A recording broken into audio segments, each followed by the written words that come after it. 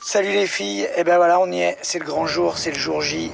Je veux que vous soyez fiers de vous et que vous réalisiez à quel point vous êtes extraordinaires. Et surtout que vous rendiez compte de l'immense message d'espoir adressé à toutes celles et ceux qui se battent, qui luttent et qui trébuchent. Et que finalement vous leur montrez que le combat vaut toujours la peine d'être livré. C'était le 21 mars 2013, j'étais enceinte de 8 mois. J'ai appris que j'étais malade en été 2019.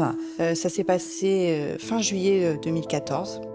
Donc c'était le début de ma maladie en début 2022. Un samedi, en fait, j'ai touché mon sein sans faire vraiment attention. Ça faisait 2 ans déjà que j'étais pas en très bonne santé. Ça a commencé par une simple douleur musculaire suite à une course à pied. Je me suis dit, pas de quoi s'inquiéter. Là, ça a été le choc parce que la personne qui m'a fait la mammographie m'a annoncé que potentiellement ça pouvait être un cancer du sein.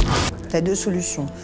Soit tu te dis j'avance, soit je cherche à comprendre pourquoi moi, sauf que le pourquoi, on n'a pas de réponse en fait. Et moi je me suis dit mais c'est devant que ça se passe, puis de toute façon la vie elle est devant, elle n'est pas derrière. Donc tu continues, tu avances, tu fais les traitements, oui ça va être galère, oui il va se passer plein de trucs, oui il va y avoir des hauts, des bas, mais c'est devant que ça se passe.